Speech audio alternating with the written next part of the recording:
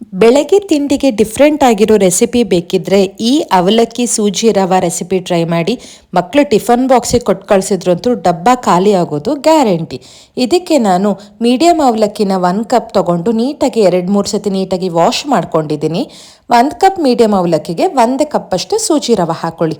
ಜೊತೆಗೆ ಒಂದು ಅರ್ಧ ಕಪ್ಪಷ್ಟು ಮೊಸರು ಹಾಕ್ಕೊಂಡು ಇದನ್ನೆಲ್ಲ ನೀಟಾಗಿ ಮಿಕ್ಸ್ ಮಾಡ್ಕೊಳ್ಳಿ.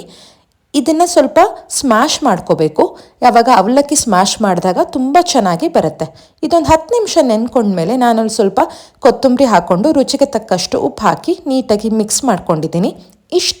ಇಷ್ಟಾದ ತಕ್ಷಣ 2 ಕಾಯಿಗೆ ಸ್ವಲ್ಪ ಎಣ್ಣೆ ಸವರ್ಕೊಂಡು ಇದನ್ನು ನೀಟಾಗಿ ನಾನು ಟಿಕ್ಕಿ ಶೇಪಲ್ಲಿ ಮಾಡ್ಕೋತಾ ಇದ್ದೀನಿ. ಆದರೆ ನೀವು ಯಾವ ಶೇಪಲ್ಲಾದರೂ ಮಾಡ್ಕೊಂಡ್ಬಿಟ್ಟು ಒಂದು 15 ನಿಮಿಷ ಸ್ಟೀಮ್ ಮಾಡ್ಕೊಂಡ್ಬಿಟ್ರೆ, ಇಡ್ಲಿ ಯಾವ ಥರ ಸ್ಟೀಮ್ ಮಾಡ್ತಿರಲ್ಲ ಅದೇ ಥರ ಸ್ಟೀಮ್ ಮಾಡ್ಕೊಂಡ್ಬಿಟ್ರೆ ಅದು ಅವಲಕ್ಕಿ ಮತ್ತು ಸೂಜಿ ರವೆ ಅದು ರೆಡಿ ಆಗುತ್ತೆ ಬೈಟ್ಸ್. ನಾವಿಲ್ಲಿ ಒಗ್ಗರಣೆಗೆ ಅಂತ ಒಂದು ಸ್ವಲ್ಪ ಎಣ್ಣೆಯಲ್ಲಿ ಸಾಸಿವೆ, ಜೀರಿಗೆ, ಎಳ್ಳು, ಸ್ವಲ್ಪ ಕರಿಬೇವು, ಅದೇ ಥರ ರುಚಿಗೆ ತಕ್ಕಷ್ಟು ಉಪ್ಪು, ಹಿಂಗು, ಗರಂ ಮಸಾಲ, ಸ್ವಲ್ಪ ಅರಿಶಿನ ಪುಡಿ, ಜೊತೆಗೆ ಖಾರ ಪುಡಿ ಇದೆಲ್ಲ ಹಾಕ್ಕೊಂಡ್ಬಿಟ್ಟು ನೀಟಾಗಿ ಮಿಕ್ಸ್ ಮಾಡ್ಕೊಂಡ್ಬಿಟ್ರೆ 2 ನಿಮಿಷದಲ್ಲಿ ಅದಕ್ಕೆ ಬೇಕಾಗಿರೋ ಒಗ್ಗರಣೆ ಕೂಡ ರೆಡಿ ಆಗುತ್ತೆ. ಮಕ್ಕಳಿಗೆ ಒಗ್ಗರಣೆ ಇಲ್ಲದೆ ಕೂಡ ಸರ್ವ್ ಮಾಡ್ಬೋದು ಅಥವಾ ಒಗ್ಗರಣೆ ಹಾಕಿ ಕೂಡ ಸರ್ವ್ ಮಾಡ್ಬೋದು. ನೋಡಿ ಎಷ್ಟು ಕಲರ್ಫುಲ್ಲಾಗಿ ಈ ರೆಸಿಪಿ ತಯಾರಾಗುತ್ತೆ. ಇದನ್ನು ಟ್ರೈ ಮಾಡಿ ನೋಡಿ. ಮೇಲ್ಗಡೆ ನಾನೊಂದು ಸ್ವಲ್ಪ ಗಾರ್ನಿಷಿಂಗ್ ಅಂತ ಕೊತ್ತಂಬರಿ ಹಾಕ್ಕೊಂಡಿದ್ದೀನಿ. ಇಷ್ಟೇ, ಒಂದು 15 ನಿಮಿಷದಲ್ಲಿ ಸೂಪರ್ ಆಗಿರೋ ಡಿಫ್ರೆಂಟ್ ರೆಸಿಪಿ ತಯಾರಾಗುತ್ತೆ.